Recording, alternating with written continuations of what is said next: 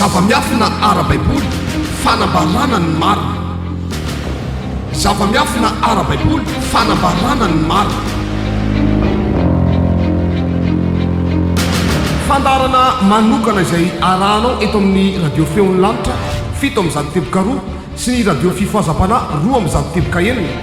ny alatsinainy ka hatramin'ny zoma manomboka amin'ny fitora alina izay anasana antsika rehetra tsy hakanavaka fa ho maro ny zavatra fantatsika mahakasika ny baiboly sy ny fahamarinana.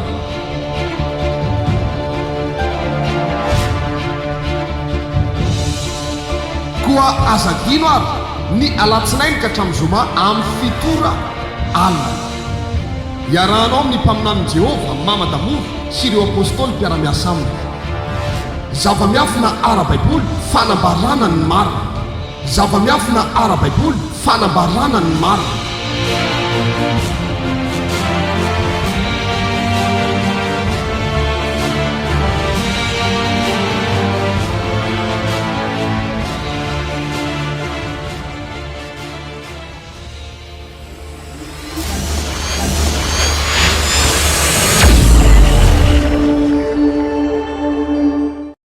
Dia mbola mpanajana tanteraka indray no androsoana tao anatin'ny tokantranonao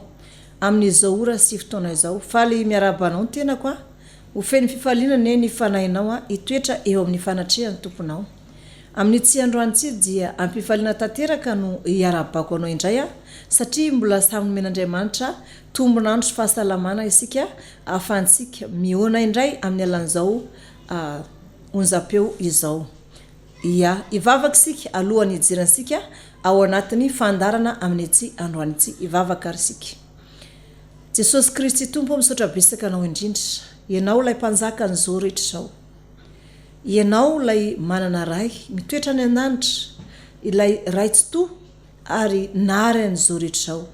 Izany rehetra izany dia nataony eo an-tananao ary ianao Jesosy no mifehany izany rehetra izany.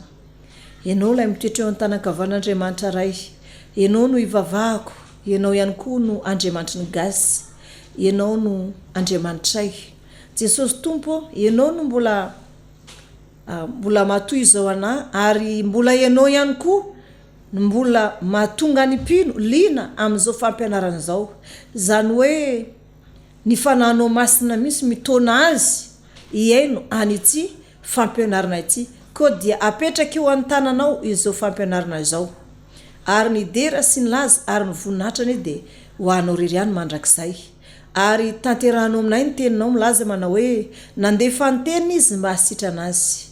Ary ny teninao dia tsy hiverina aminao raha tsy mahatanteraka an'izay rehetra naniranao azy. Dia ho tanteraka amin'ity androany ity zany. Amen. Ia, androany sika dia hianatra mahakasika ny fetiny fanavotana.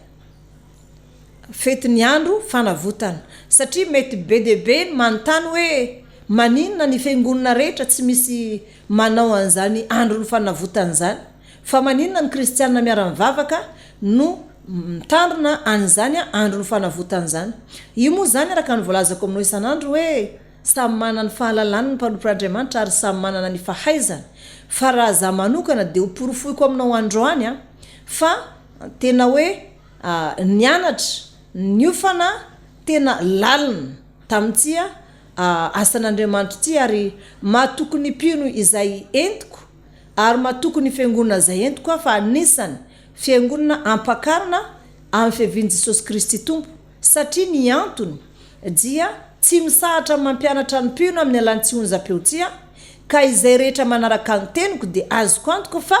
ho ampakarina eny amin'ny raha olon'anitra raha tonga ny tompo fa izay tsy manaraka kosa dia safidiny manokana izay dia anjarany. Fa raha ny fitondrana fiangonana zany dia tsy manianatra tamin'ny hoe olombelona no nampianatra anahy fa ny karazana zavatra rehetra nianarako tamin'ny baiboly dia nisy fampiarana avokoa. Sahala amin'ny olona hoe mianatra mahakasika ny fisaboana izy dia hoe raha ndidy olona anankiray dia sy maintsy mianatra an'izany maka biby anankiray ohatra ny hoe voalavo dia ino no anaovana karazana fampiarana ohatra izany. Ka za manokana dia efa tena hoe tafalatsaka lalina tao anatin'izany hoe fianarana an'izany hoe fanjakan'Andriamanitra zany ary manome toky antsika rehetra mpanaraka tsy fandarantsy fa raha manao dingana ianao ka manaraka izay lazaina dia ho fantatrao ny marina ary ny marina no anafaka anao tsy handevo dia andovanao an'izay fiainana mandrakizay zany. Andao ary aloha hojerentsika any amin'ny testamenta taloha makasika an'izany hoe androny fanavotana izany. Araka ny tenin'Andriamanitra ve hitandrema ny fiangonana kristianina miara-mivavaka an'izany sa zavatra ny foroniko manokana ary ny hitariako ny mpino hitarina zany andro ny fanavotana zany sitrapoko ve sa vokatry ny fitandremako ny tenin'Andriamanitra. Ndao azy ho amarinsika ao anatin'ny baiboly zany fa ny tenin'Andriamanitra no anaprofo na no ny tenin'Andriamanitra hitandremana an'izany na zany no mamorona an'izay fety zay. Ndao azy jerevasika ao amin'ny Levite kosa aloha no jerevasika an'izay fety zay Levite kosa toko 17 toko 17 dia ataonsika manomboka amin'ny anjininy fatelo amby roapolo ihany koa no amakinsika azy. Izao ny voalazany tenin'Andriamanitra ao amin'ny Levite kosa toko 17 manomboka amin'ny anjininy 17. Amin'ny anaran'i Jesosy Kristy mpanjaka ny voninahitra no amakina ny teny mivako toy izao minaran'i Jesosy tompo manao hoe ary Jehova niteny tamin'i Mosesy ka nanao hoe mitenena amin'ny zanak'Israely hoe ny andro voalohany amin'ny volana fahafito dia ho andro fitsarana ho anareo dia fahaserovana amin'ny tsofana trompetra ho fivoriana masina aza manao tao zavatra akory ianareo fa manatera fanatitra atao amin'ny afo ho an'i Jehova. Ary Jehova niteny tamin'i Mosesy ka nanao hoe ary amin'ny andro fahafolo amin'izany volana fahafito izany dia ny andro fanavotana izy fivoriana masina ho anareo ary ampahorony tenanareo ianareo ka natitra fanatitra atao amin'ny afo ho an'i Jehova ary aza manao raha akory amin'izany andro izany fa andro fanavotana izany anaovana fanavotana ho anareo eo anatrehan'i Jehova Andriamanitrareo fa ny olona rehetra izay tsy mety mihory amin'izany andro izany dia ho fongorana tsy ho amin'ny fireneny ary ny olona rehetra izay manao raha akory amin'izany andro izany dia ho fongorana tsy ho amin'ny fireneny aza manao raha akory ho lalàna mandrakizay amin'ny taranakareo hatramin'ny faramandiby izany eny amin'izay rehetra ho nenanareo ho tena andro fitsarana ho anareo izany ary ampahoriny tenanareo ianareo amin'ny andro fahasivy amin'ny volana rehefa ariva dia hatramin'ny ariva ka hatramin'ny ampisoriva no hitandremanareo ny andro fitsaranareo. Ary Jehova niteny tamin'i Mosesy ka nanao hoe mitenena amin'ny zanak'Israely hoe amin'ny andro 570 amin'izany volana fahafito zany no iantombohan'ny andro firavoravona fitoerana amin'ny trano rasa-kazo afotoana ho an'i Jehova. Amin'ny andro voalohany dia izy fivoriana masina aza manao tao zavatra akory afotoana no anateranareo fanatitra atao amin'ny afo ho an'i Jehova.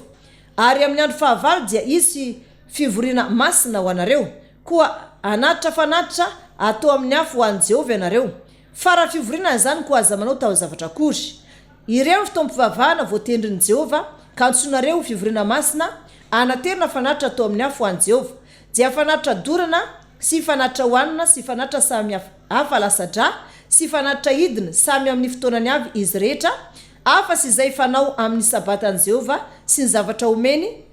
omenareo sy ny fanatitra rehetra alanareo voady ary ny fanatitra sitraponareo rehetra izay omenareo an'i Jehova. Ary amin'ny andro 570 amin'ny volana fahafito raha manangona ny vokatra ny tany ianareo dia tandremo ny andro firavoravona fotoana ho an'i Jehova. Ny andro voalohany dia andro fitsarana sy ny andro fahavalo dia andro fitsarana. Ary amin'ny andro voalohany dia maka voan'ny azo saratare dia sampandrofy sy rasa-kazo mikirindro ary azo malahelo moron-drendrano ho anareo dia mifalia fotoana eo anatrehan'i Jehova Andriamanitrareo ianareo ary tandremo izany ho andro firavoravona ho an'i Jehova afotoana isan-taona ho lalàna mandrakizay mitaranaka-reo hatramin'ny faramandimby izany amin'ny volana fahafito no hitandremanareo azy ary eo amin'ny trano rasan-kazo no hitoeranareo afotoana. Ny tompo-tany rehetra amin'ny zanak'Israely dia samy hitoetra ao amin'ny trano rasan-kazo avokoa mba ho fantatry ny taranakareo fa nampilasi ny zanak'Israely tamin'ny trano rasan-kazo aho raha nitondra azy nivoaka avy tany amin'ny tany Egypte. Izao no Jehova Andriamanitrareo. Ary Mosesy dia nilaza ny zanak'Israely ny fitoam-pivavahana voatendrin'i Jehova. Amen. Eto zany dia averiko ny amin'ny anjininy fafito am'roapolo dia azavaiko tsara amintsika ary amin'ny andro fahafolo amin'izany volana fahafito zany dia ny andro fanavotana izy fivoriana masina ho anareo ary ampahoriny tenanareo ianareo ka anatitra fanatitra atao amin'ny afo ho an'i Jehova ary aza manao raharaha akory amin'izany andro izany fa andro fanavotana izany anavotana ho anareo eo anatrehan'i Jehova Andriamanitrareo fa ny olona rehetra zay tsy mety mihory amin'izany andro izany dia ho fongorona sy eo amin'ny fireneny ary ny olona rehetra izay manao raharaha akory amin'izany andro izany dia ho fongorona sy eo amin'ny fireneny aza manao raharaha akory ho lalàna mandrakizay amin'ny taranakareo faramanjiby izany eny amin'izay rehetra honenanareo ho tena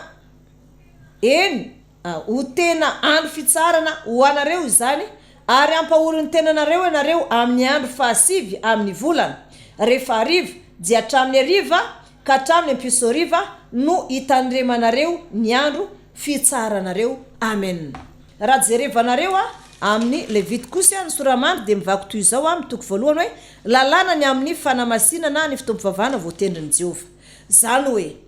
Jehova Andriamanitra no nanendry fety fito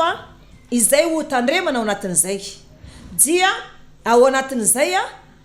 ny andro ny fanavotana andro fanavotana zany hoe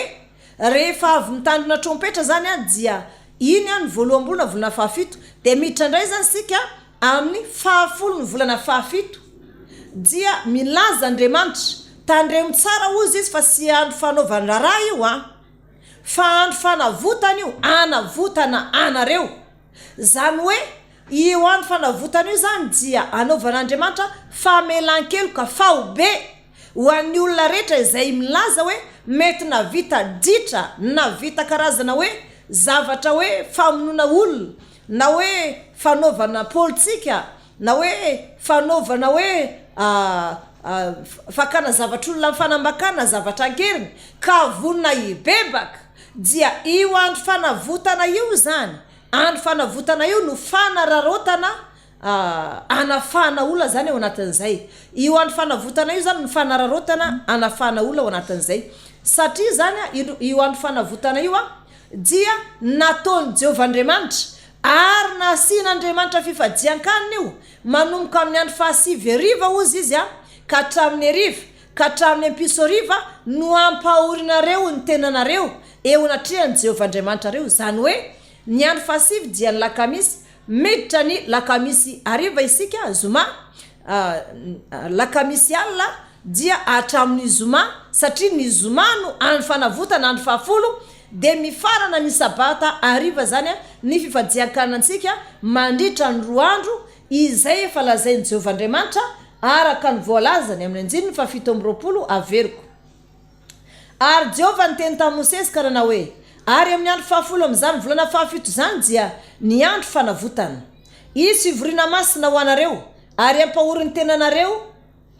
ianareo ary ampahoriny tenanareo ianareo ka anatitra fanatitra atao amin'ny afo an'i Jehova ary aza manao raharaha akory amin'izany andro zany fa andro fanavotana izany anaovana fanavotana ho anareo eo anatrehan'i Jehova Andriamanitrareo fa ny olona rehetra zay tsy mety mihory amin'izany andro zany dia ho fongorana sy ho amin'ny fireneny ary ny olona rehetra izay manao raharaha akory amin'izany andro izany dia ho fongorako tsy ho amin'ny fireneny aza manao raharaha akory ho lalàna mandrakizay hatramin'ny taranakareo faramanjiby zany eny amin'izay rehetra honenanareo ho tenandro fitsarana ho anareo izany ary ampahoriny tenanareo ianareo amin'ny andro fahasivy amin'ny volana rehefa hariva dia hatramin'ny hariva ka hatramin'ny ampiso hariva no hitandremanareo ny andro fitsaranareo amen. Eto zany matetika moa zany izy tia tamin'ny andro izay mbola nisy raha lasaka dia nisy fanatra tao amin'ny afo nisy fanatra lasatra izay voalaza eo fa nanomboka tamin'ny andron'i Jesosy Tompo dia efa nivadika vola daholo ny fanatitra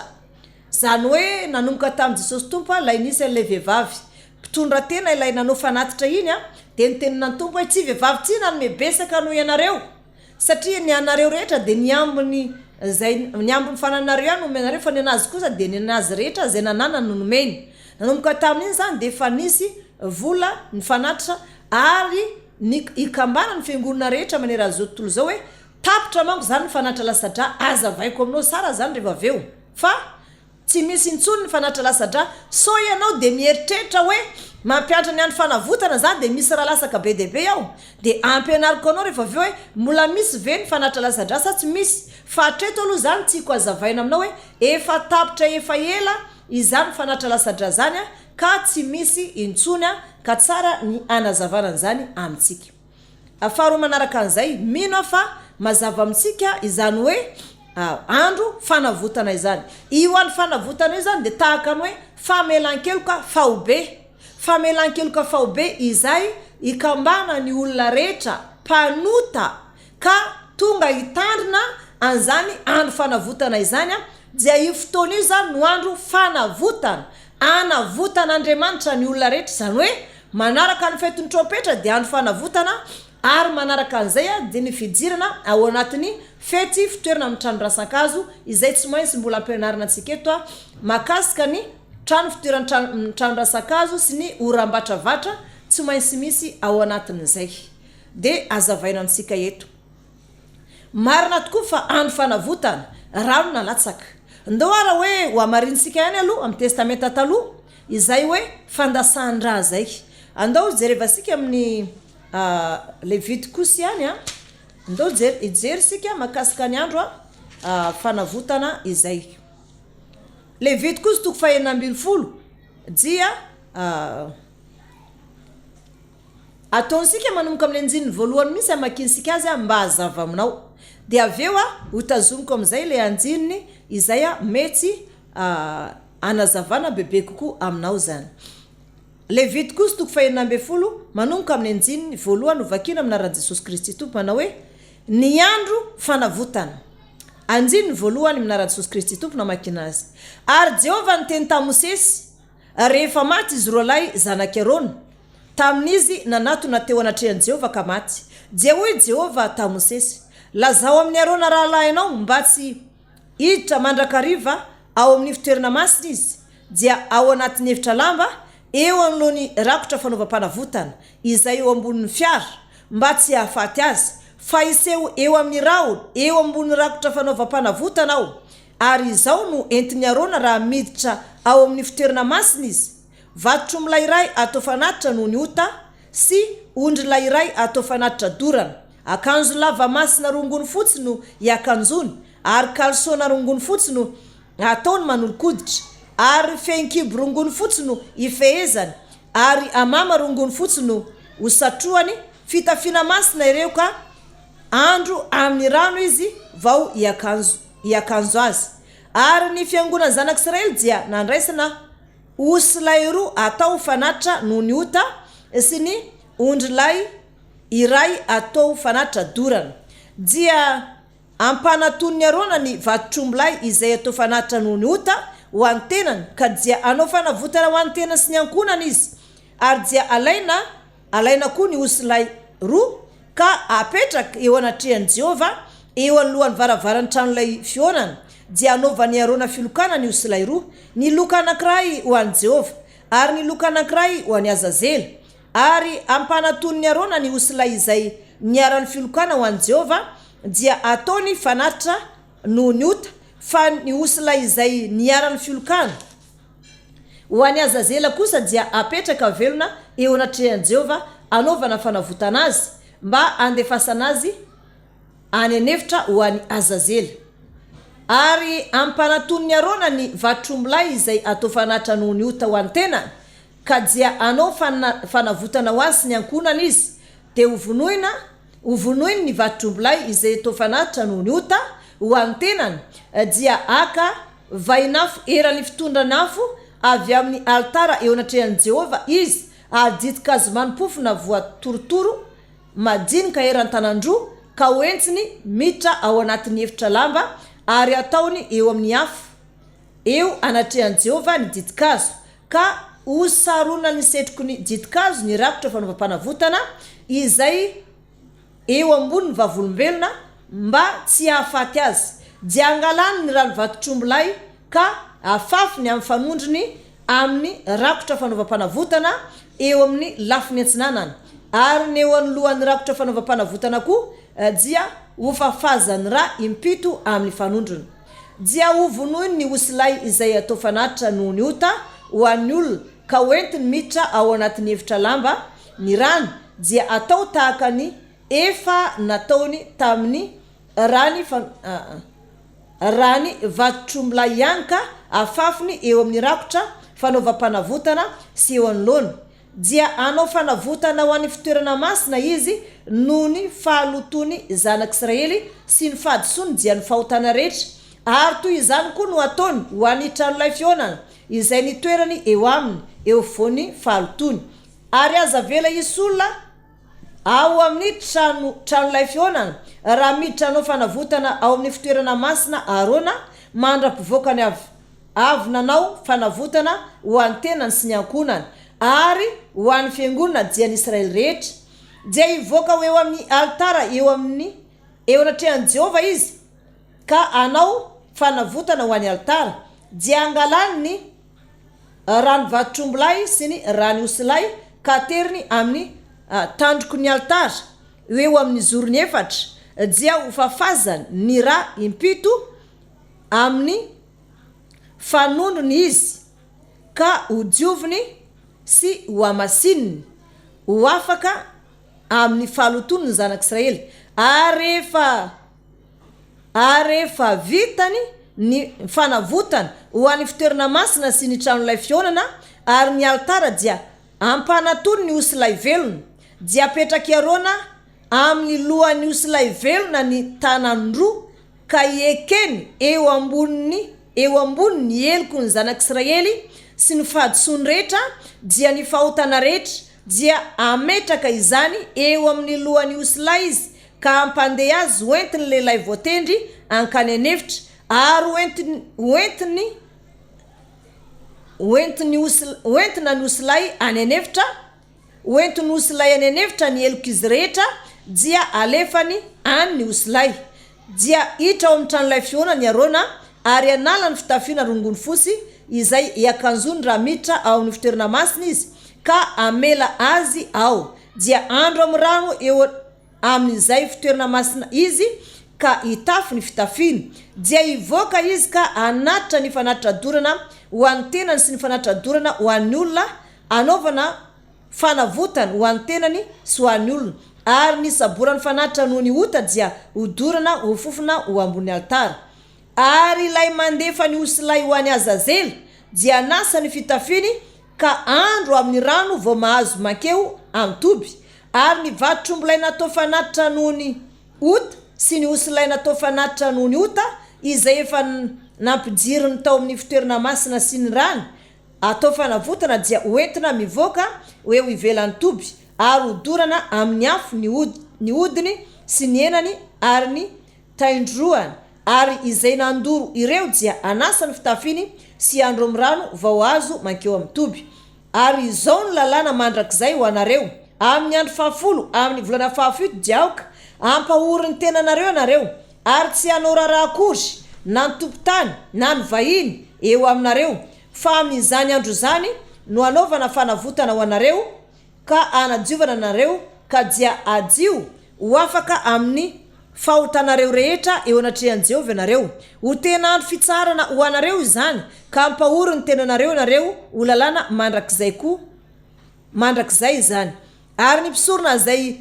hosorana sy hotokanana ho mpisorona isolony rainy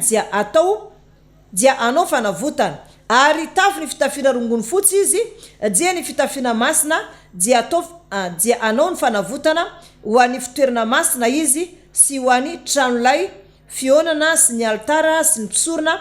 ary ny olona rehetra amin'ny fiangonana. Ary ho lalàna mandrakizay ho anareo izany anaovana fanavotana ho an'ny zanak'Israely indray mandeha isan-taona ahafahana amin'ny fahotana rehetra dia nataony arona arak'izay efa nodidian'i Jehova any Mosesy. Amen. Eto azavaiko amintsika amin'ny anjininy fahadimy amin'ny Levitikosy 20.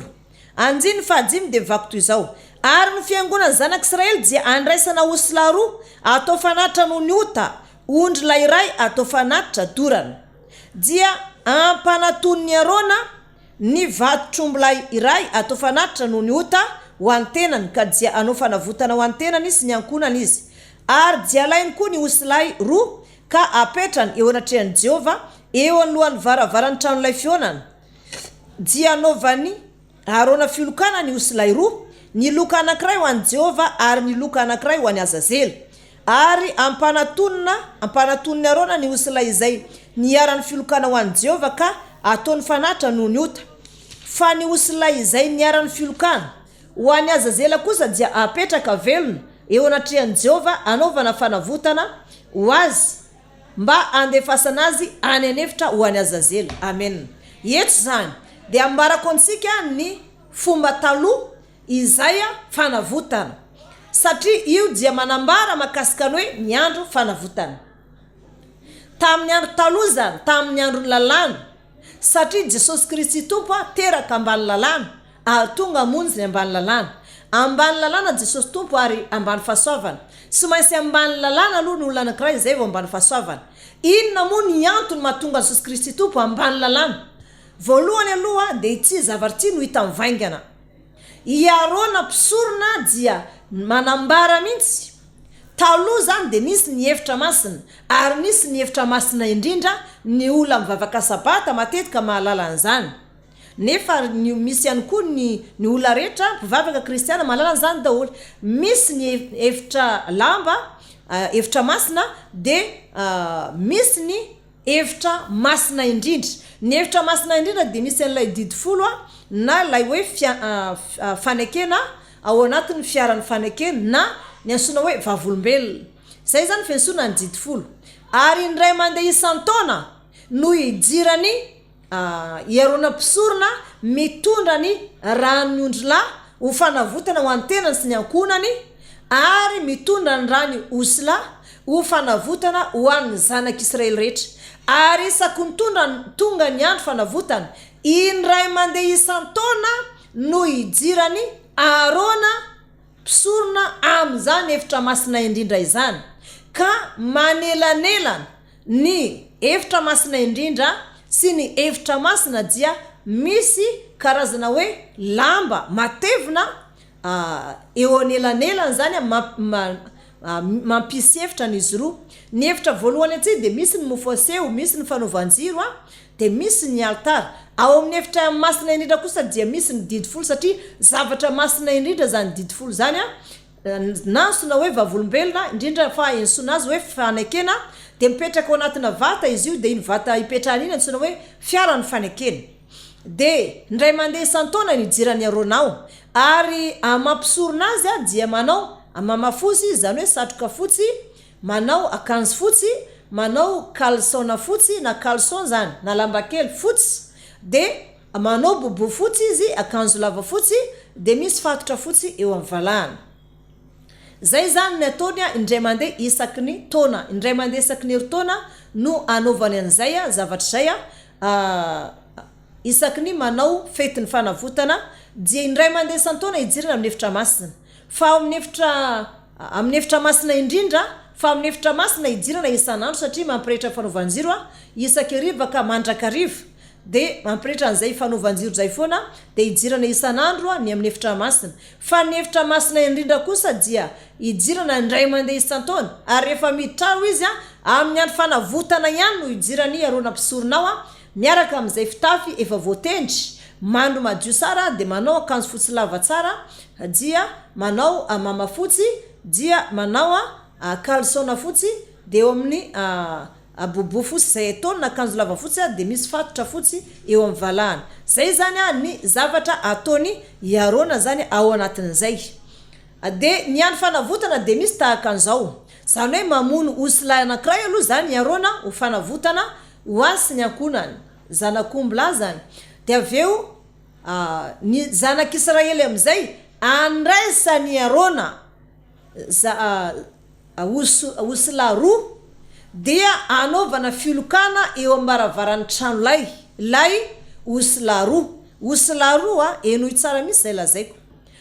Osila roa no raisina avy eo amin'ny zanak'Israely, entiny Arona eo ambaravarany tranolay, baravarany hevitra masina, dia anaovana karazana antsapaka na hoe filokana ozy ny baiboly dia ny ray izay azo ho an'i Jehova dia iny atao fanatitra amin'ny afo ho fanatitra fanatim-panonerana fanatitra nohony ota ho an'ny fireneny zanak'Israely rehetra eo anatrehan'i Jehova fa kosa ny osilay anankiray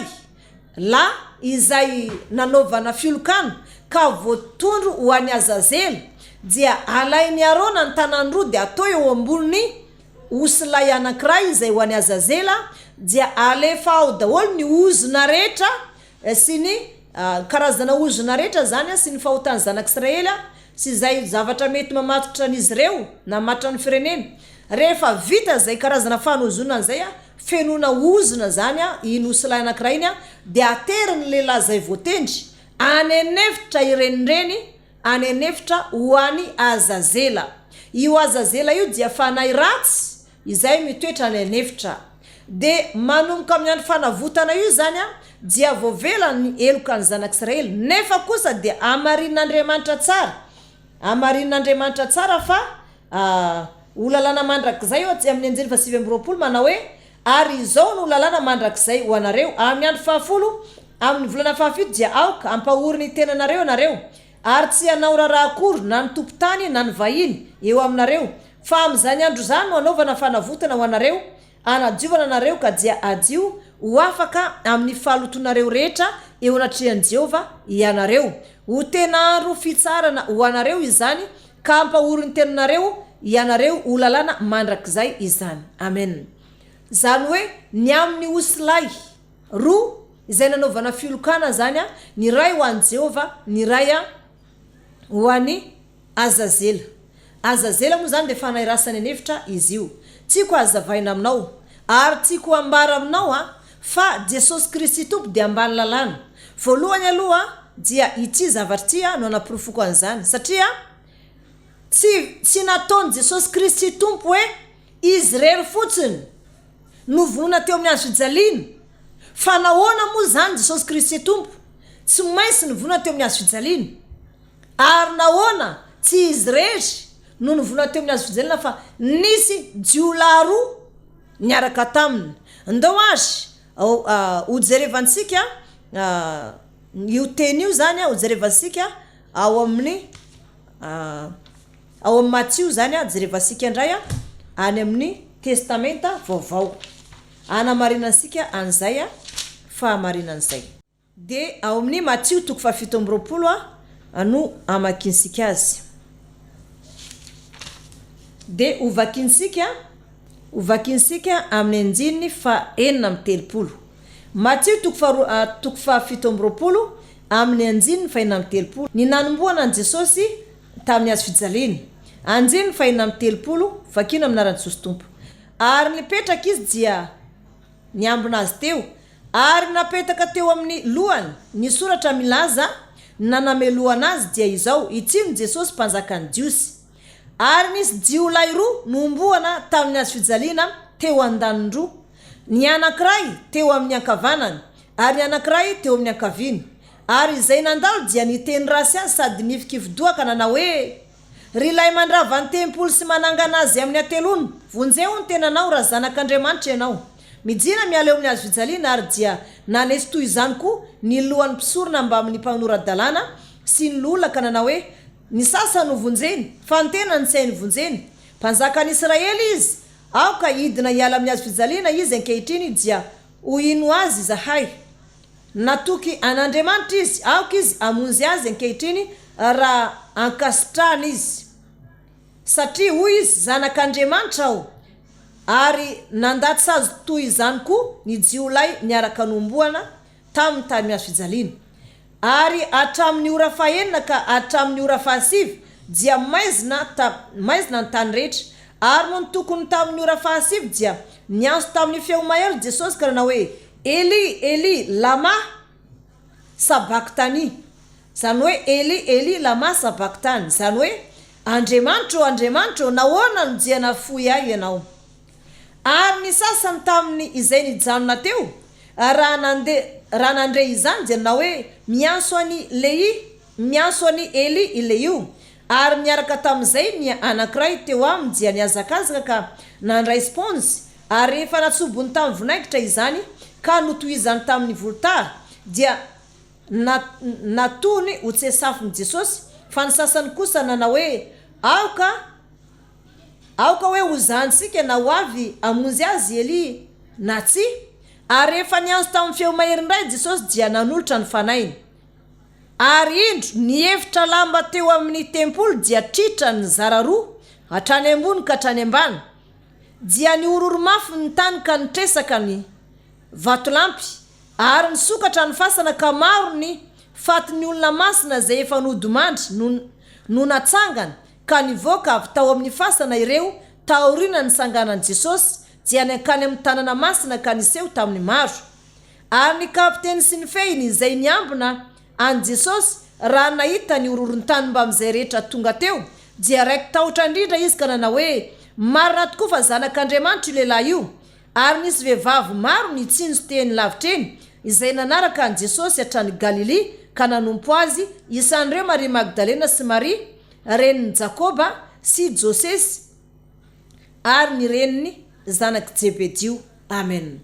Eto zany dia misy tahaka an'izao Jesosy Kristy tompo dia milaza misy hoe tsy misy teny soratra na dia anankiray aza iala na hoe esorina amin'ny lalàna fa ny lanitra sy ny tany mety ho levina fa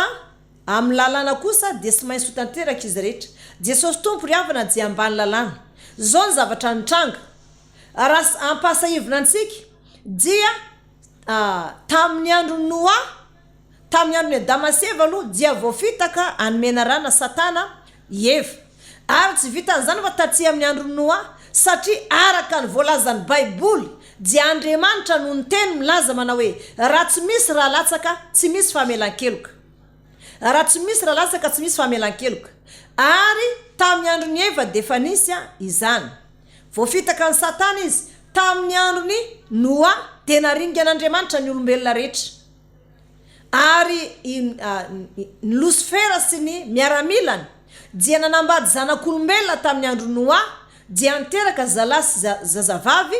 zay ensina hoe Nefilim ary tsy vitan'izay ihany fa izy ireo dia mbola niasa tany an-danitra ary nolotony ny hevitra masina tany an-danitra zany hoe nolotony zany avy mijangajanga izy ireo amin'ny zanak'olombelona tsy ambony tany dia mbola miakatra any an-danitra zany hoe mamonoondry izy satria rehefa mamonoondry fotsiny izy raha latsaka iny dia voavela ny elo dia miakatra any an-danitra izy dia avy eo mijangajanga tsy ambony tany izy dia miteraka dia rehefa ody any an-danitra izy dia mamonoondry indray satria zay voalazan'ny tenin'Andriamanitra ary Andriamanitra tsy afaka iova amin'ny teny hoe raha tsy misy raha latsaka tsy misy famelan-keloka mamonoondry indray izy mandasadra voavela koa ny elony izany foana nataonindreo dia mbola miakatra any an-danitra ihany izy voaloto ny sabata voaloto ny hevitra masina ary tsy vitan'izay fa nieritreritra ny tompo satria moa niasa atsy ambony tany ny anjely mpiambina tamin'izany ny ekipan'ny Lucifera satria izy nandamina an'izany dia niasa atsy ambony tany miambina olona ny olona ny ambenany ihany dia mivadika olombelona izy dia reny ihany niarakarany dia niterahany lasa vadiny daholo zanaka vavin'ny olona dia amprofesiny dia be deabe ny Nefilima tamin'izany izay zanaky ny anjely sy ny olombelona zany tamin'izany fotoana zany ireo no antsoina hoe anjely mpiodina dia rehefa hiakatra any an-danitra izy dia miazona ny tenin'Andriamanitra hoe raha tsy misy raha latsaka tsy misy ny famelan-keloka dia nandasa-dra izy dia voavela ny elony araka ny tenin'Andriamanitra dia miakatra any an-danitra izy dia ola mpijangajanga nefa miditra ny lanitra tatsy arina amin'izay ary ny zavatra nitranga dia tahaka izao zareo sy teo fa tatsy ambony tany dia niresaka tamin'Andriamanitra ray Jesosy Kristy tompo efa mpanjaka tao an-danitra ny tompo tamin'izany hoe voaloto ny hevitra masina karaha inona ny hevitra fa voaloto ny hevitra masina ka ny raha latsaka ihany no ananan'ny Lucifera fahefana ao anatin'izay ny raha latsaka ihany no ananany fahefana hijirina tsy an-danitra na dia avy mijangajanga amin'ny zanaka vavin'ny olona izy dia mandasa-dra dia voavela ny elona noho izany ozy izy ny tompo mety vera ohatra ka esoriko mihitsy aloha ny esoriko ny akanjoko fiandrianana de apetrako ny satroboninahitro de hitady virjine sika izay itoerako ao anatin'ny kibony ary ny fanahy masina no torana ao anaty kibony virjine iteraka zalany virjine de ny anarany ansona hoe Emmanuel ary raha Emmanuel ny anaran'ilay zaza dia mijika zany hoe amintsika Andriamanitra de nisy zany hoe tamin'izany fotoana izany dia nalahelo ny tompo hoe lasa mitovy zany ny anjely izay mandeha amin'ny fahamarinana sy ny anjely mpanota satria nahoana tokoa moa zany ery Lucifer no avy mijangajanga avy any ambonin'ny tany dia miakatra tsy an-danitra fa inona no antony zany fa inona ny antony zany hoe mijangajanga izy de aveo miakatra tsy an-danitra ihany de hojerevantsika moa hoe ao amin'ny Isaia 4:12 amin'ny 9:12 de hovakinsika zany amin'ny anaran'i Jesosy Kristy tompo Isaia 4:12 9:12 endrey lasaka avy tany an-danitra ianao ry lay fitarikandro zanaky ny maraina voakapa ianjera amin'ny tany ianao ry lay mpandripaka firenena ary ianao efa nanao anakampo hoe any an-danitra no iakarako ary ambonin'ny kintan'Andriamanitra no anandratako ny seza fiandrianako dia hipetraka eo an-tendrombohitra fivoriana ao amparany avaratra ao hiakatra ao ambonin'ny avonany rao anao ka ho tahaka ny avondrindra kanjo nampijina atrany amin'ny fiainantsita ho any amparavody lavaka ianao izay mahita anao dia ibanjina anao sy ihevitra anao hoe moa sy io va ilay lehilahy nampiorony tany sy nampiozongozona ny fanjakana ary anao izao tolo zao hevitra sy nandrava ny tanànany ary tsy nandefa ny mpifatotra ody ny mpanjaka rehetra amin'ny firenena samy mandry amin'ny voninahitra avokoa ary samy pasany avy fa ianao kosa dia narina ny ala lavitra ny fasanao tahaka ny solofokazo ratsy izay arina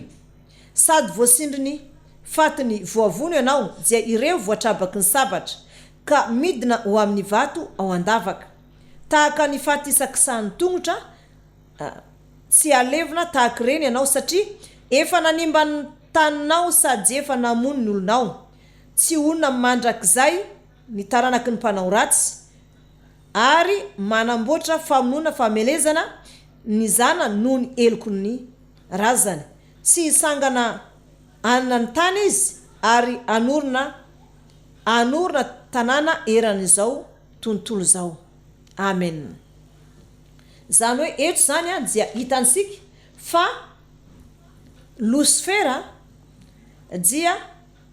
nisy ady tany an-danitra vokatra an'izay hoe vokatra an'izay zavatra nataon'ny Lucifer zay mbola jery tenin'Andriamanitra ihany sika namarina ansika fa nandoto any hevitra masina mihitsy io Lucifer io zany hojerevansika ny amin'izay ao amin'ny Ezekiel 7:20 Ezekiel 7:20 dia manomboka amin'ny anjininy voalohany dia mivaky toy izao amin'ny anjininy faharoa ary zanak'olona lazao amin'ny mpanjakany tsiro hoe izao lazainy Jehovah tompo satria niavonavona ny fonao ka hoy ianao mba Andriamanitra koa aho eto amin'ny anankiray amin'ny fipetrahan'Andriamanitra no petrahako dia eto voan'ny ranomasina nefa olona eny ianao fa tsy Andriamanitra tsinona na dia nataonao ho toy ny fon'Andriamanitra aza ny fonao ay endronoho i Daniel ianao tsy misy zava-miafina azo ofenanao zany ny fahendrena sy ny fahalalanao no nahazahoanao areny eny izany nahazahoanao volamena sy volafotsy ho ao amin'ny rakitra ny abe ny fahendrenao tamin'ny varotrao no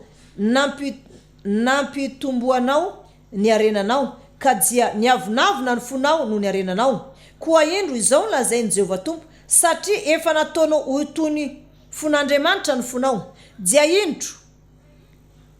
hitondra olona hafa firenena ary amely anao tondra hafa firenena amely anao dia izay masika indrindra amin'ny firenena ka hotsoahany ny sabany amelezany ny fahendrenao tsara ary ataony matroka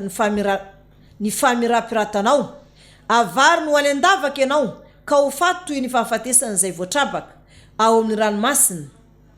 Moa mbola mitombo teny fantatra va ianao eo mason'izay mamono anao hoe mbola Andriamanitra koa aho nefa olona ihany ianao fa tsy Andriamanitra tsinona. Aramby eo an-tanan'izay manatrabaka anao tahaka ny fahafatesan'ny tsy voafory no ahafatesan'ny fahavalo anao fa izao no niteny izany hoy Jehova Tompo. Ary tonga tamiko ny teny Jehova nanao hoe ry zanak'olona manaova hira fahalelovana ny ampanjakany tsiro ka lazaony hoe zao lazainy Jehova Tompo ry lay mahatanteraka ny rafitra tsara tare tonga marika sady feno fahendrena no tena tsara tare tany edena sahan'Andriamanitra ianao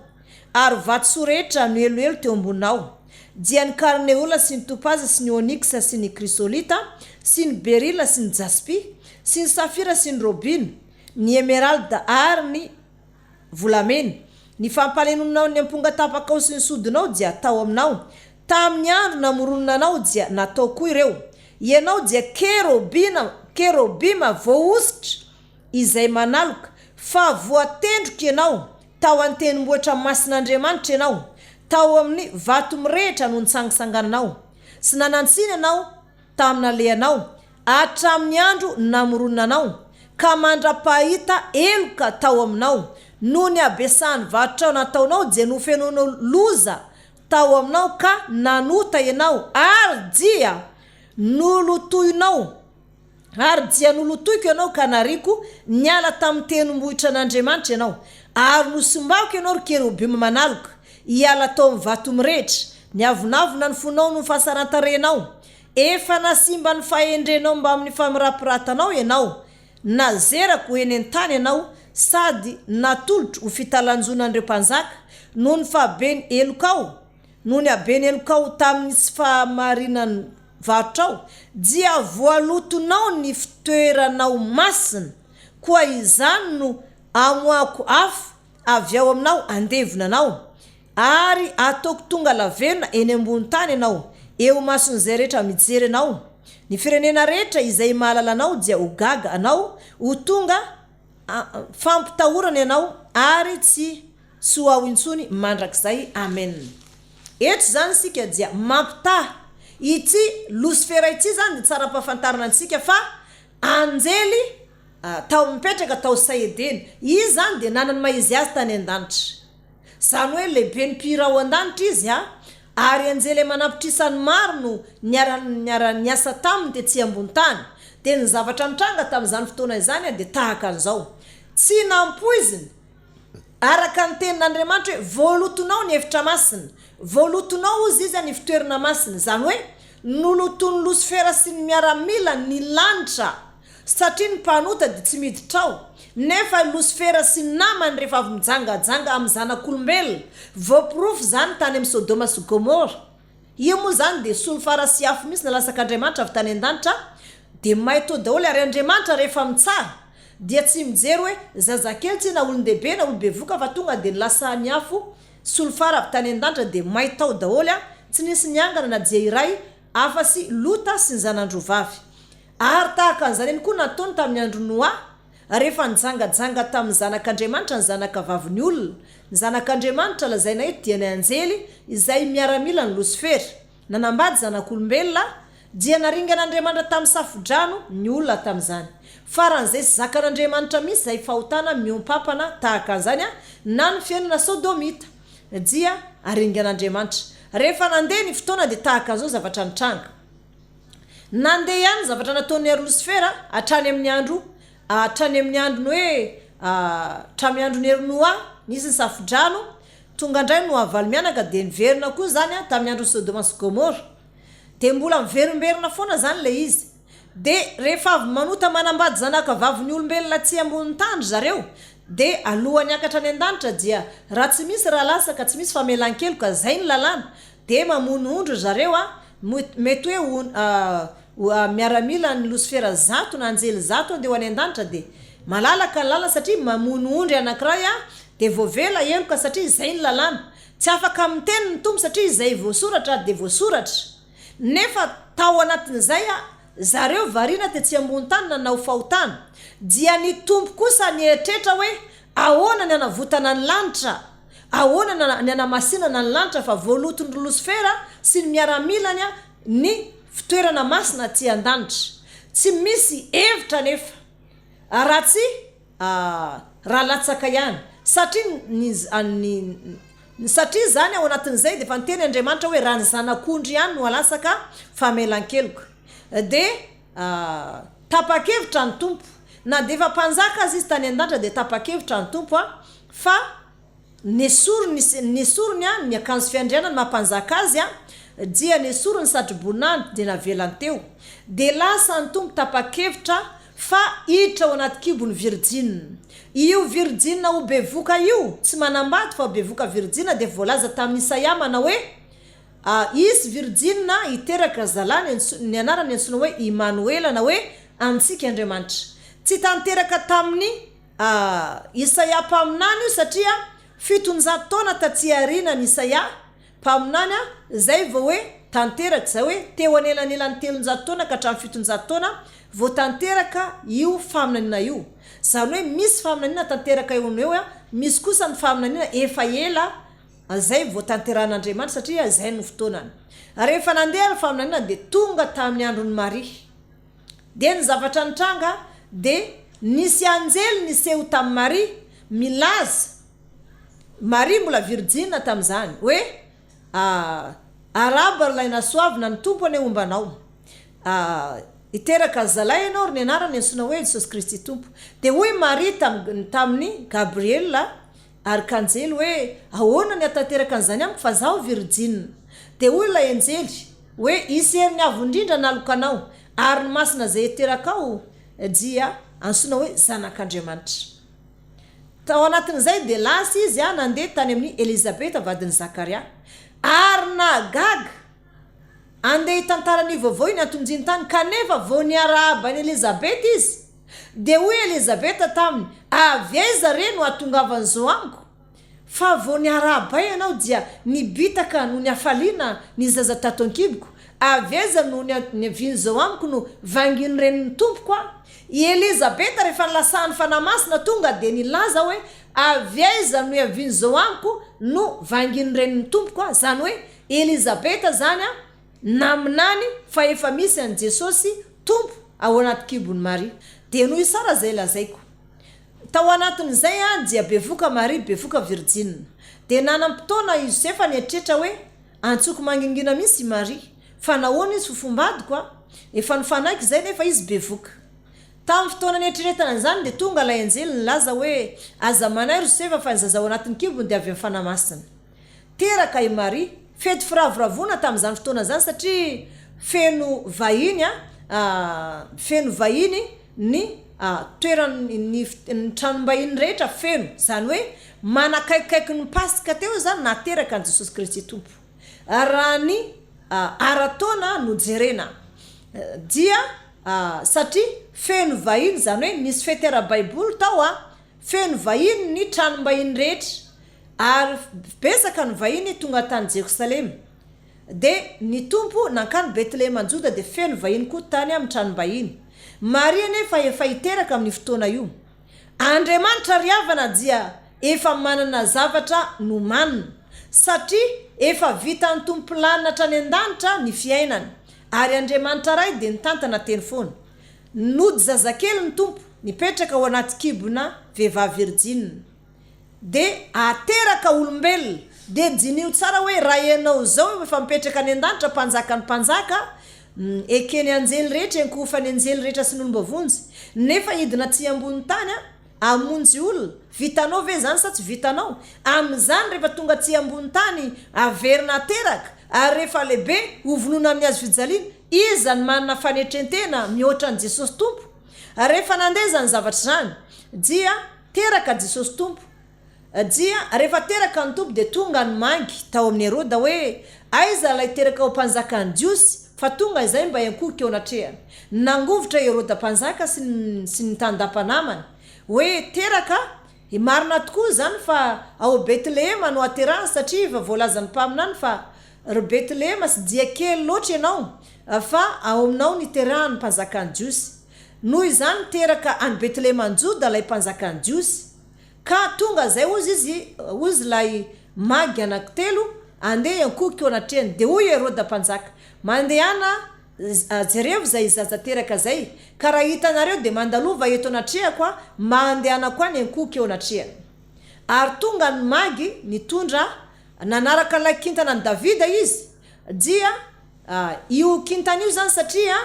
tsy navelany n'Andriamanitra ray ho teraka tany amin'ny tranom-bahiny na tany amin'ny trano fiterana nataonsika toeram-pisabona hôpitaly na maternité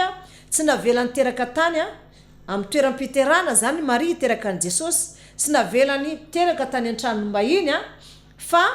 nataony teraka tao an-tranon'omby satria tsy nisy ninina tao afasy omby de ondry teraka tao an-tranon'omby zany hoe ondry ny tao de omby tsy nampaninina ny tompo zany teraka tao an-tranon'omby izy satria lay kintana ny Davida no nijanona nanolonazy nanazava azy io zany lay kintana io zany nanazavanizy ireo tao satria maizina ho an-tranon'omby zany maizina de ny zavatra nitranga nefa teraka tao an-tranon'omby ny tompo ary ny kintan'Andriamanitra de lay kintany Davida nanazava azy tao tonga tokoa ny magy lay mpanjinika kintana nanaraka n'io kintana io hoe misy kintana mpanjaka iny mandeha iny ndao arana zay ijanonany de hitany tao an-tranon'omby izy de nanatitra zavatra manitra izy de nanatitra vatosoa nanatitra ny zavatra rehetra tao anatin'izay ry havana dia tsy nisy nahitany tompo zany fa ny anjely no niseho tamin'ny mpiandrondro hoe mifalisy miravo fa tonga teraka ny mpanjaka ny Jiosy any Betlehema ny Joda teraka ny mpamonjy de tao anatin'izay dia teraka tokoa ny tompo rehefa nijerevany mpanjaka nefa Herode mpanjaka fa tsy niverina ny magy satria nitoron'Andriamanitra hevitra izy rehefa lalan-kafa no alehany mba tsy hiverenany amin'ny Herode dia tezitra Herode ka nampamono ny zazalahy hatrany amin'ny rotaona midina mba ho faty ao anatin'izany any koa Jesosy tompo maraina be nefa dia efa niseho tamin'ny Josefa ny anjely hoe ndana nareo mandeha mitsoka any Egypta ary soa ihany fa nisy vatosoa sy volamena ary vola nomeny reto magy reto amin'ny Josefa sy Maria satria zareo de tena nahantra ireo zany nentina nitsoka tany amin'ny tany Egypta de nentina nitsoka tany ny tompo tany Egypta fa ny ankizy lahy teraka rotaona midina kosa tao amin'ny tany Israely dia novonono Araely ny tomaniny zana satria lany ritra ny azy dia nanomboka teo zany de nenjehana ny tompo de nilamina ny sainy Herode hoe efa maty ny tompo de vitany amin'iny nandeha nefa nandeha ny fotoana de tsy fantatra ny Satana mihitsy hoe ny tompo iny fa izy ny fahadiana de nalainy fanahy de Jesosy tompo niteny taminy hoe aza maka fanahy ny Jehovah-Andriamanitra satria ny Satana niteny hoe raha zanak'Andriamanitra ianao de teneno tonga mofy io vato io ary niteny efa besaka ny fakapanahy zay nanalany devoly fanahy ny tompo rehefa ny fahadiana 700 alina izy fa saingy tao anatin'izany de hoy ny tompo farany hoe aza maka fanahy ny Jehovah-Andriamanitra tao anatin'izay de nandeha ny fotoana de zao am'izay ary lazako anao fa ambany lalàna ny tompo nahoana azy no misy fandraisany fa navotana antsika ny nataon'ny tompo ary ny tena tanjona ny Jesosy tao anatin'izany de hoe ho faranana tanteraka mihitsy ny fiakarany Lucifera sy ny miaramila ny aty an-danitra satria mandoto ny fitoerana masina aty an-danitra olona avy mijangajangany ambony tany mahabevoka vehivavy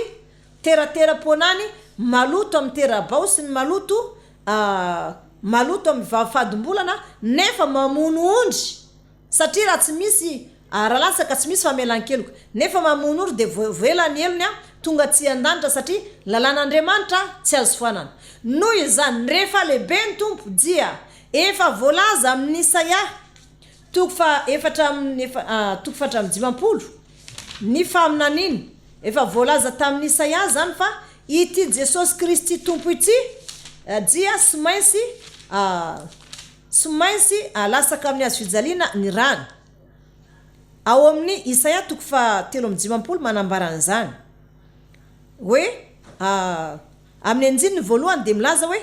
iza no niny tenina mitondraina anay ary iza no nampiseho ny sandriny Jehova fa naniry teo anatrehany tahaka ny zanakazo madinika izy sy tahaka ny solofokazo amin'ny tany karankaina sy nanana endrika na fahatsarantare izy ary nijery azy sika dia sy nisy asa rantare anyrinsika azy natao tsinotsinona sy nilavony olona izy lehilahy ory sady zatra fahoriana ary tahaka izay sy tian'olona kojerena kory izy natao tsinotsinona izy ka tsy manao antsika nitondra ny aretintsika tokoa izy sady nivesatra ny fahotantsika kanjo isika kosa nanao azy nokapohana sy nasian'Andriamanitra ary nampahoriana nefa izy dia voalefina noho ny fahatsoansika sy ny torotoroana noho ny elokansika ny fampizaliana nazahoantsika fihavanana no namelezana azy ary nijeankapoka taminy nahasitrana antsika isika rehetra dia samy efa nany tahaka ny ondry samy efa nivily ho amin'ny lalantsika avy isika rehetra ary nataony Jehovah niatra taminy avokoa ny elontsika rehetra nampahoriana izy nefa naneritena ka tsy nilobava dia tahaka ny zanak'ondry entina hovonoina sy tahaka ny ondry vavy izay mona eo anatrehany mpanety azy eny tsy nilobava izy fa nampahoriana sy ny fampahoriana sy ny fitsarana no nentina nanaisotra azy ary iza tamin'ny arabelona taminy no nihevitra fa nofongorona ny ala tamin'ny tany ny velona izy ka ny fahadosoan'ny oloko no nikapohana azy ary nokasaina atao amin'ny olomeloka ny fasany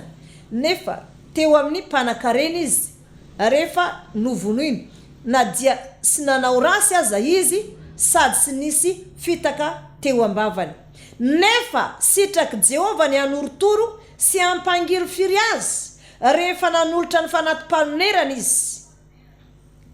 dia ahita taranaka sady umaro andro ary sitraky Jehovah dia ambininy eo an-tanany noho ny fisasarany fanahiny dia ahita izany izy ka ho afapo. Amen. Eto zany de sady amarana zano iteny zao ny zavatra nisy efa voasoratra tamin'ny Isaia fa ity Jesosy tompo ty de kapohana tonga amin'izay amin'ny fotoana amona azy zavatra anankiroa ny faritako diso ny filazana fa maty larobi Jesosy voalohany aloha zay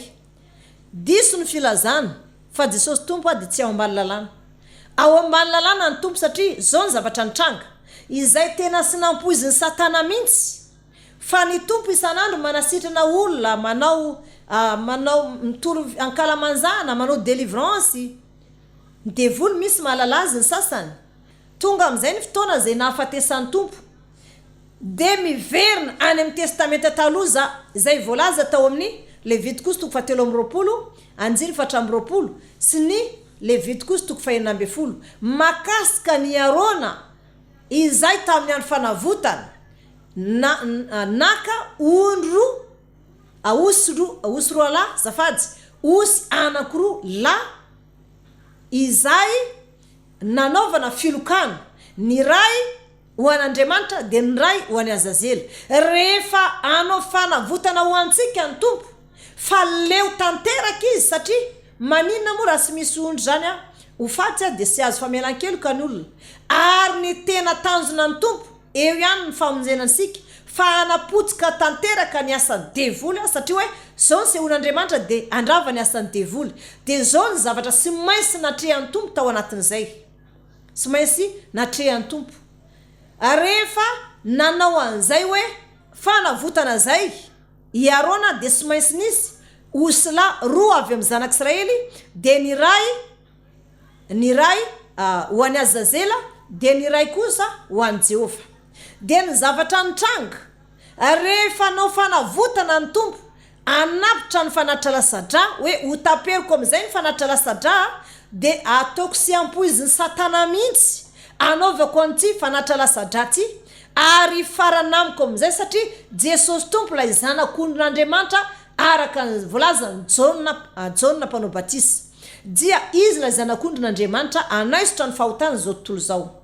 tsy nampoiziny Satana ny namonona ny Jesosy Kristy tompo teo amin'ny azo fijaliana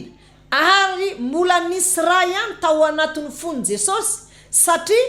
ao anatin'ny fo ny fototra ny lalandra manakorina ny raha amin'ny vatan'olombelona rehetra na mitondra ny raha any amin'ny atido na manakorina ny raha aty amin'ny vatan'olombelona rehetra dia avy ao amin'ny fo zany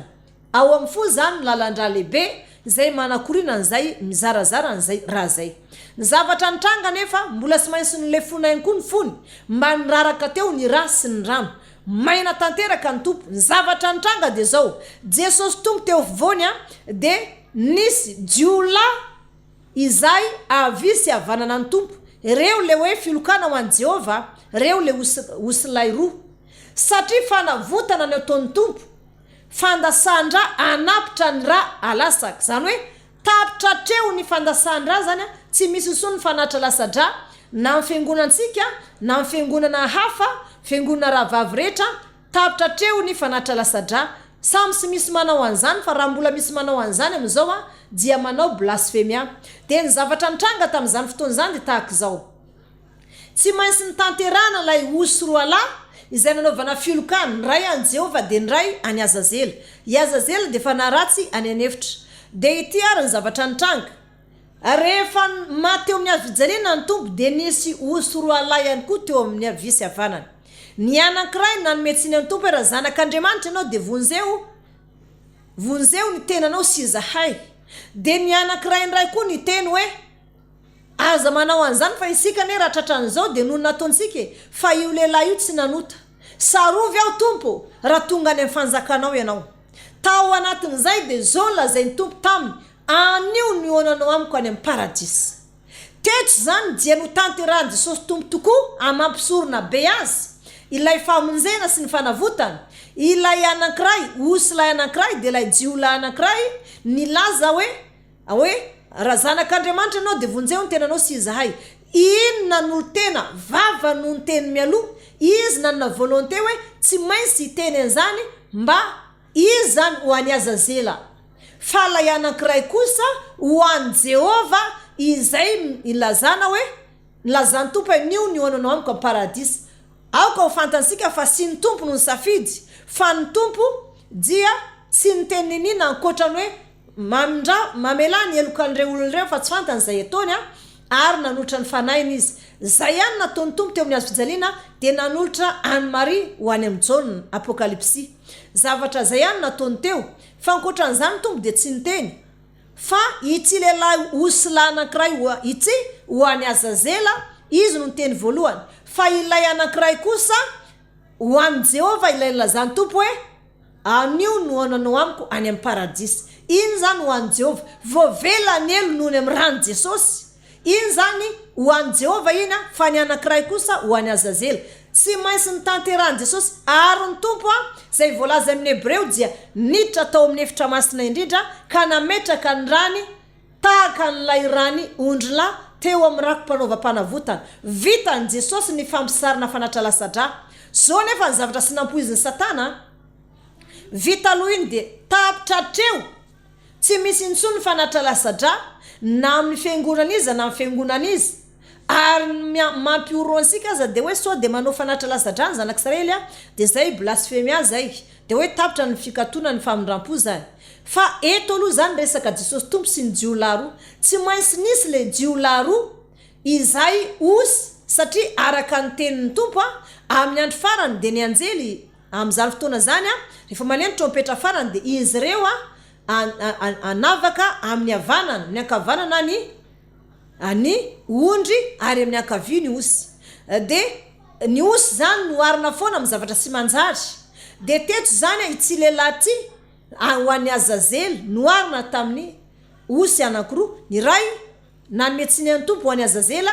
ny ray kosa izay ho an'ny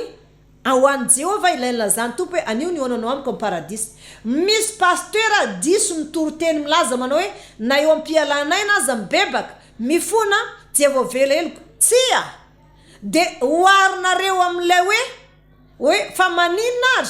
ilay lehilahy izay teo ankavanan'ny tompo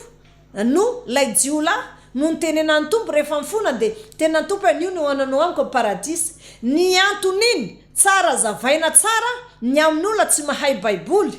sy hoe akory hoe rehefa mpialanaina de ibebaka ny olona de voavela ny elony tsia zavatra efa niainanao 3 taona sy 4 taona zany ibebanao ampialanaina tsy vita ny fibebana adiny ray zany fa mila dingana maromaro a takin'Andriamanitra am'zany ary natonga ny tsy lehilahy ty voavela ny elony de noho izy ho an'i Jehova satria Jesosy mpisorona be ndray zany amin'ny nosy lahy anankiray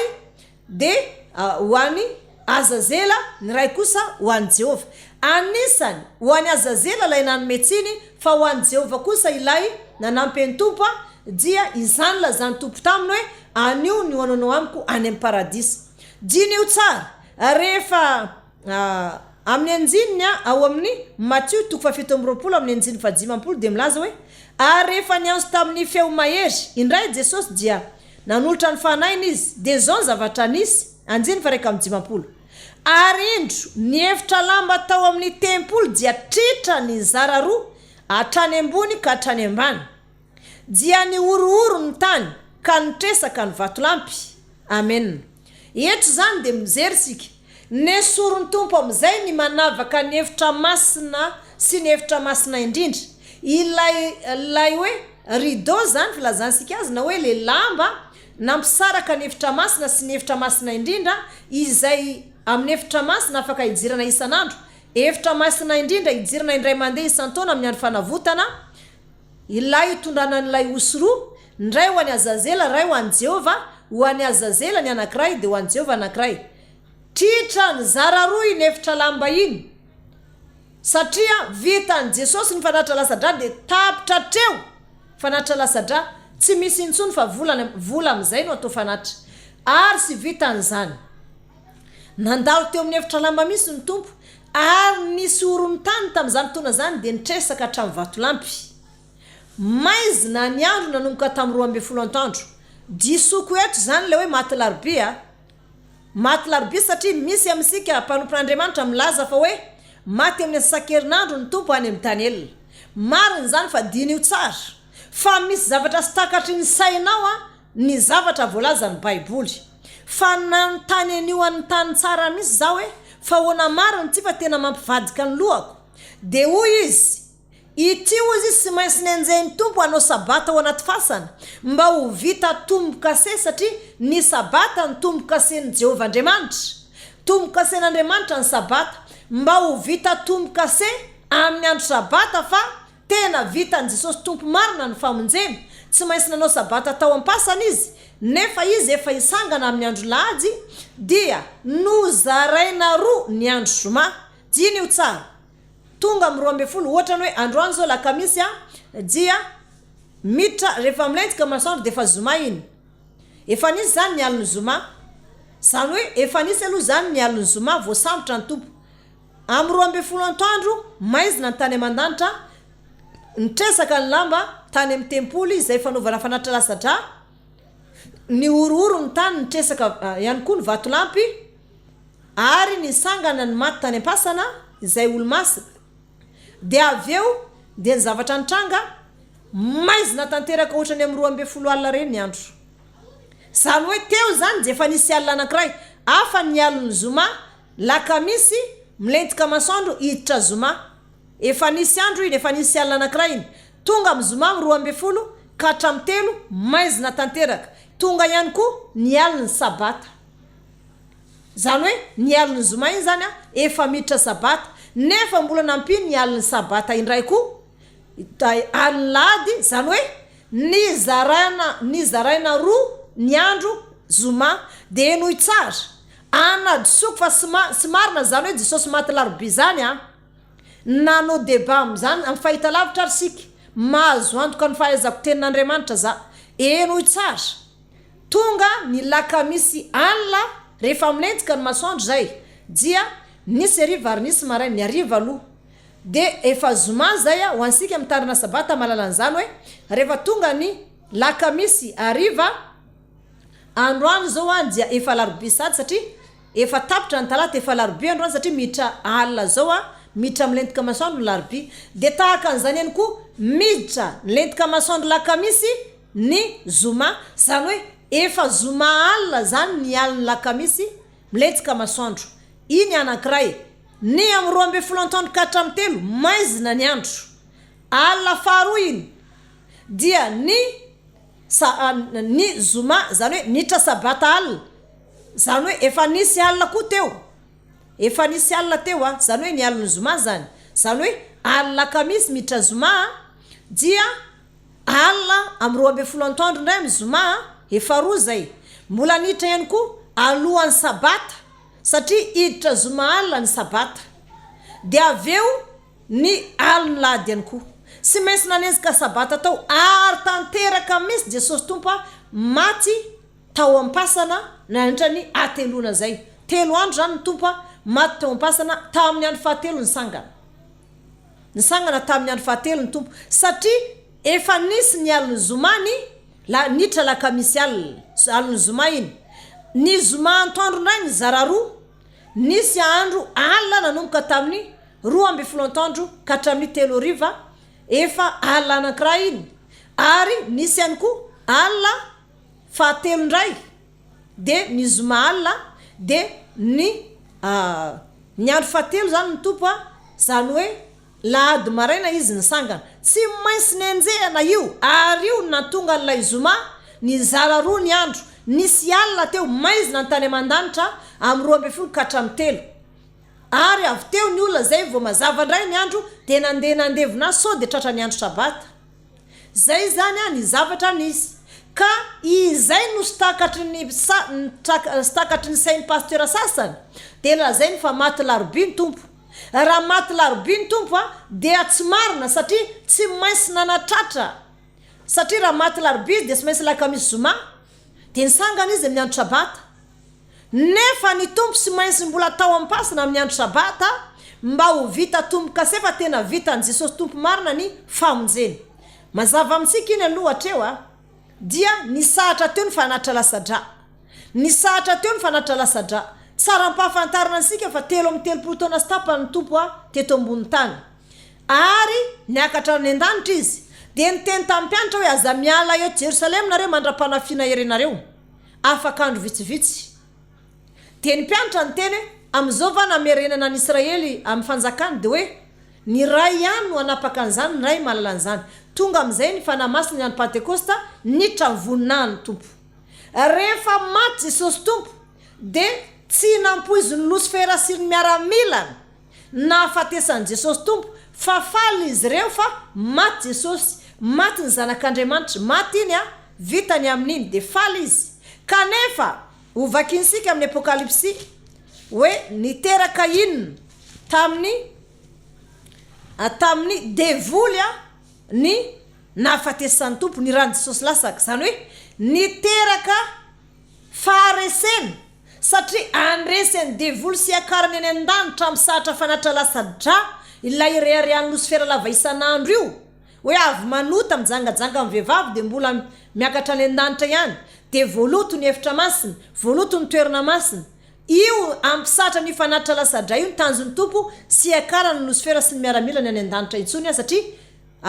miaramilany Losifera napotrisany anjely ny asa taty ambony tany de hovakinsika amin'ny apokalipsy 12 amin'ny anjiny fahafito milaza hoe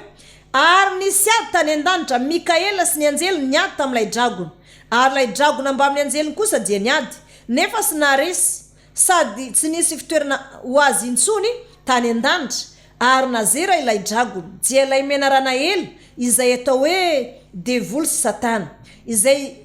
mamitaka izao tontolo zao dia nazera tamin'ny tany izy ary ny anjeliny koa niaraka nazera taminy dia nareo feo mahery tany an-danitra ao nanao hoe ankehitriny dia tonga ny famonjena sy ny hery sy ny fanjakany Andriamantsika ary ny fahefan'ny Kristiny satria nazera lay mpiampanga ny rahalaintsika dia lay mpiampanga azy eo anatrehan'Andriamanitra andro manalina ary izy reo naresy azy noho ny amin'ny rany zanak'ondry sy ny teny filazana azy ary sy nankama amin'ny ainy intsony izy na dia ho faty azy ary noho izany mifaliry lanitra sy ianareo zay monina ao aminy loza ho any tany sy ny ranomasina fa nidina ho aminareo ny devoly sady manana fahatezerana lehibe satria fantany fa kely sisa ny androny amen eto amin'izay zany sika inona amin'izay zany zavatra nitranga rehefa vita ny fahafatesan'ny Tompo niakatra any an-danitra ny tompo sy nanam-poninina atmosfera fa mbola niasa tetỳ ambony tany any araka ny fatao isan'andro zavatra nitranga am'izay azy hiakatra any an-danitra am'izay ary atmosfera raikitra ny ady sabatra miebiheby am'izay tonga de sabatra maranitra ny tsenany Mikaela arkanjely kerobima sy nitafiky ny lanitra mantolo hoe aninona tsiry atmosfera sy namany de hoy atmosfera hoe zay ene aty an-danitra fangamo sy fantatra fa anjely zay eno izy izy Mikaela fa anjely nanota eno izy atmosfera na de nanota zay efa vita fanatra lasadra de natony anjely Mikaela sy namany fiomezana hoe sy fantatrareo anga fa efa taperin Jesosy zany fanatra lasadra zany ary efa mitoetra eo voninany izy ka noho izany tsy afaka miakatra tsy an-danitra tsony nareo ny atmosfera sy namany tanampolo fona nidina taty ambony tany satria any an-danitra daholo ny seza fiandrianana satry boninahitra ny fananany rehetra any an-danitra daholo tsy nisy ninina fa de hoe fa zatra miakatra any an-danitra foana rehefa avy mamonoondry miakatra any an-danitra satria tsy misy famelan-kelo ka raha sy misy fanatra lasadra teo am'izay nefa amin'ny fotoana sy ampoizy zareo rehefa fiakatra any an-danitra ny Mikaela sy nitafiky ny lanitra rehetra niaraka anany ray sabatra tsy afaka iakaranareo tsony ny lanitra fa efa nidioviny rano Jesosy zany efa nalasa ny rano zanak'ondry noho izany tapitra treo ny fanatra lasadra ka tsy ekena isony zany fanatra ondry ny lasaka reo zany fa efa ny rano Jesosy nalatsany amonjy ny olona rehetra ary tsy vitan'izany fa tsy afaka miakatra tsy an-danitra tsony rehefa efa no amasinina zay efa notonareo tsy nanaiky an'izany eny efa atmosfera fa nanao botolo fotsiny fa tsy maintsy iakatra eo raikitra ny ady de voalazan'ny baiboly voalazan'ny tenin'Andriamanitra fa voalazan'ny tenin'Andriamanitra hoe amin'ny anjin'ny faharekambin'ny folo amin'ny apokalipsy 2:12 hoe ary izy reo naharesy azy nony amin'ny rano zanak'ondry sy ny teny filazana azy amen ny rano Jesosy zany no naharesy any satana sy akarany any an-danitra itsony izany mahatonga ny satana romotra be izy satria amin'ny anjin'ny 12 hoe ary noho izany mifaliry lanitra sy ianareo monina ao aminy loza ho an-tany sy ny ranomasina fa nidina ao aminareo ny devoly sady manana fahatezerina lehibe satria fantany fa kely sisa ny androny ary rehefa hitan'ilay dragona fa nazera tamin'ny tany izy dia nanezika ilay vehivavy miteraka zazalahy izy ary ilay vehivavy nomena ny elatra roa ho an'ny voromahery lehibe anijinany ho any anefitra amen eto zany dia tsy nanana fitoerana tany an-danitra intsony ireto anjely mpiodina be dehibe reto fa efa vitan'i Jesosy ny famonjeny tapitra treo ny fanatra lasadra Jesosy lay hoe zanak'ondrin'Andriamanitra sy maintsy nansona ho zanak'ondry izy satria tsy maintsy nanotra ny tena ny tompana votana ny lanitra mantolo sy ny olombelona tetỳ ambony tany noho izany zava-dehibe ho antsika fetin'ny fanavotana izay anitsahana ny losifera milohany mihitsy anisakisansika amin'ny losifera satria fotoana izay naharesy azy io ary fantany losifera tsara fa fotoana izay naharesy azy io tsy nisy fotoana ao anaty baiboly naharesy an'io losifera io raha sy io fetin'ny fanavotana io ka tsara mpahafantarina antsika fa tsy kely akory izany fetin'ny fanavotana zany fa fahamelan-kelo ka fahobe izay nanavotany Kristy tompo antsika sy ny mponiny lanitra rehetra ka miara mifaly amin'ny lanitra ray mantolo ny zanak Betlehema Joda amin'ny fotoana io ka izay zany fanavotana tsy afaka mankany an-danitra intsony tapitra treo amin'ny hafatesan'i Jesosy tompo izay fanatra lasadra zay tsy misy fiangonana manao fanatra lasadra intsony fa vola daholo ny atao fanatra Jesosy nanao ny ainy ho fanatim-panonerana ary nampiarin'Andriamanitra tamin'ny daholo ny zavatra rehetra ho fanadiovana ny lanitra mantolo izay efa voalotony losifera tamin'ny hoe avy nijangajanga de manao fanatra lasadra de miakatra any an-danitra satria raha tsy misy raha latsaka tsy misy famelan-keloko vitan'i Jesosy nandasaka ny ranotenany ilay tsy misy tsiny mba tsy akaran'ny losifera ny an-danitra intsony ka anadiovana ny lanitra mantolo ary amonjena ny olona sy anao fanatra lasadra intsony fa na dia mpanota be aza ny olona dia mbola afaka vonjena manana fanantenana mbola andova ny lanitra izy noho ny amin'ny rano Jesosy sy ny teny filazana azy ary izany no ilazany Jesosy tompo ilazany Jesosy tompo amin'ny mpianatra matetika izy de milaza an'zany izerevansika amin'ny Lioka 10 de milaza misy ny tompo amin'ny mpianany hoe amin'ny anjininy vakinsika amin'ny anjininy 7 de toy izao ny teny vakinsika amin'ny Jesosy tompo fa hoy Jesosy taminy zaho nahita ny Satana lasaka avy tany an-danitra tahaka ny varatra indro efa nomeko fahefana anitsaka ny mena rano sy ny mainka sy andresy ny hery rehetra anana ny fahavalo ianareo ka sy isy ampanionana anareo akory kanefa aza mifaly nareo satria manaiky anareo ny fanahy fa mifaly satria voasotra ny an-danitra ny anaranareo. Amen. Jesosy tompo dia nanome fahefana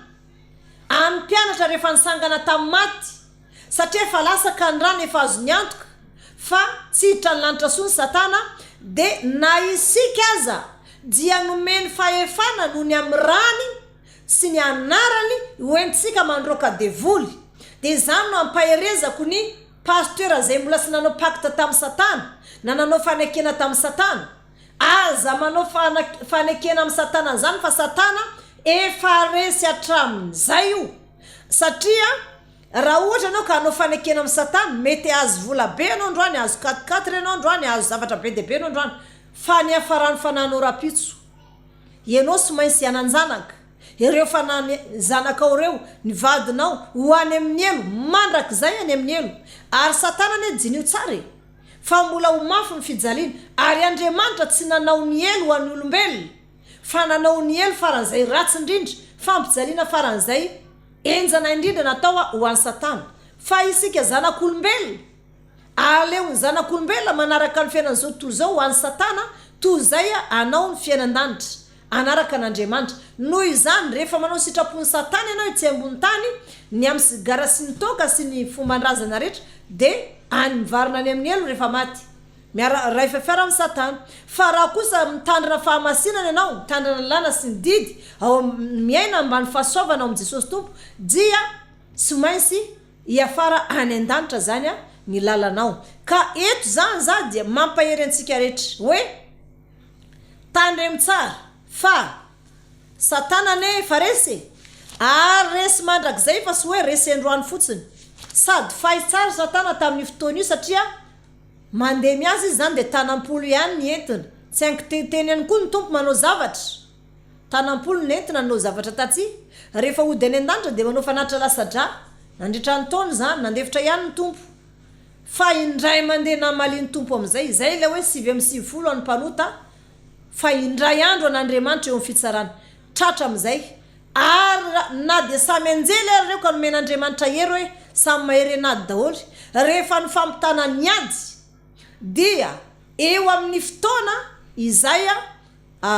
nanandalo fitsarana azy Lucifera de eo amin'ny fotoana zay hoe nanaovany fanatra lasadra dia resy izy satria hoe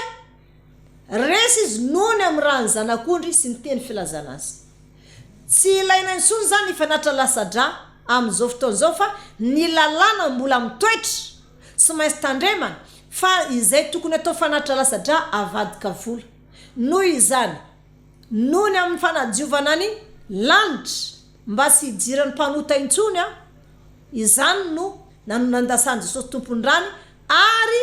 anadiovana antsika raha hibebaka zany ianao androany mpanota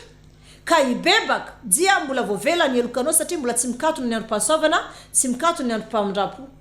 ka ny fahasoavana dia ny afahanao mibebaka amin'ny andavanandro mifona eo anatren'Andriamanitra zay le fahasoavana fa raha mikatona ny androm-pahasoavana dia mikatona zay ny andro ny famindrapo ka ny famindrampon'Andriamanitra no fahasoavana avy amin'Andriamanitra ka tsara mpahafantarina ansika fa ny andro fanavotana dia ny andro izay anitsahana any devoly amin'ny lohany mihitsy ary nisakisana ny devoly mihitsy ary tsy vitan'izay andro fankalazana zany hoe nanazerana any Satana tetsy ambony tany tsy afahany akatra any an-danitra intsony zany hoe nampietrena ny Satana noho izany ho ansika hoe izao se ho zanak'Andriamanitra andravany asany devoly tokony hifaly sika raha tena omponao manin'andriamanitra na aviaza ny fiangonana ny vavahanao tokony tandrina antsihan'ny fanavotana ity anao satria vitan' jesosy tompo tokoa ny fanavotana antsika vita tompo kase tamin'ny andro sabata tao ampasana izy tamin'ny andro sabata no sabata anankiray tao ary lady izy no nisangana tamin'ny maty vitany ny famonjena vita tompo kase tamin'ny sabata zany fa tena vitan' jesosy zany ny farany dia voadio ny lanitra ary zany mahatonga hoe tsy maintsy tsaraina isika ny olona rehetra tsy maintsy tsaraina rehefa hitrany an-danitra fa tsy misy kolokolo zany miditra ny lanitra nizany izy ianao na mitondra fivavahana zaza tsy maintsy tsaraina araka ny lalan'andriamanitra raha ohatra ka hoe te hiditra ny lanitra ka raha misy ampy na sy nazava taminao ny antony andro ny fanavotana dia afaka mantananao rehefa avy eo mesazy fa zay zany vitan' jesosy ny famonjena tsy maintsy ny tanterana le osilay anankiroa le ray ho any azazela ny ray kosa ho any jehova ilay hoe anio ny onanao amiko any paradisa nitresaka ilay efitra lamba na misaraka n'ilay efitra masina sy ny efitra masina indrindra tapitra treo ny fanatitra lasadra fa vola no atao fanatitra noho izany afaka mibebaka sika raha lasa tsy ambony tany satana ka hatrany anaty ranomasina rehefa hitany fa hoe satria amin'ny apokalipsy rehefa hitany fa hoe resy izy dia nanenjika n'ilay vavy mitafy masoandro izy io ilay fiangonana marina fiangonana indray no enjehany ka maro ny pastery nanao fanekena taminy satria tsy maintsy manenjika n'ilay vavy mitafy masoandro izy zany hoe zay fiangonana hitany fa mandeha fahamarinana sy maintsy enjehany zay misy ny asany ary efa voasoratra zany ka zay fiangonana mandeha fahamarinana sy maintsy enjehany zany mahatonga ansika sy maintsy manao délivrance matetika indrindra fa misabata ka ny andro fanavotana famelan-keloka fahobe ataon'andriamanitra fankalazana ny fahavitan' jesosy tompo ny fahamonjenantsika famelan-keloka fahobe ary fahatserovana ihany koa na resy any satana resy satana tsy mahazo miakatra any an-danitra tsony tavelany daholo ny fananany rehetra tsy misy azo ny raisina tsony fa tanampolo nentiny aty ambony tany ary tahaka ny varatra ny lasany tezitra izy ary ny olo marina indray zany zao ny enjehany ka samisika mahetra mino zafa mazava amintsika rehetra izay zavatra nazavaina teo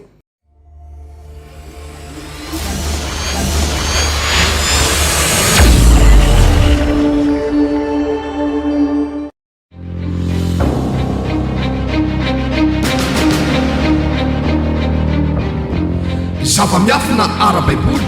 fanambarana ny marina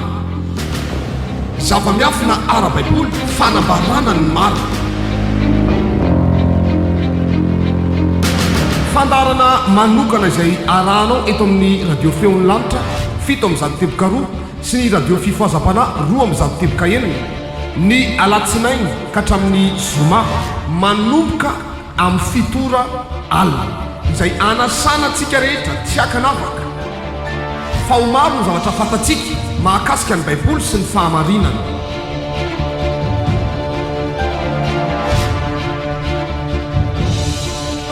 koa azadino ary ny alatsinainy ka hatramin'ny zoma amin'ny fitora alina iarahanao amin'ny mpaminany jehova mama Damour sy ireo apôstôly mpiara-miasa aminy zava-miafina ara-baiboly fanambarana ny marina zava-miafina ara-baiboly fanambarana ny marina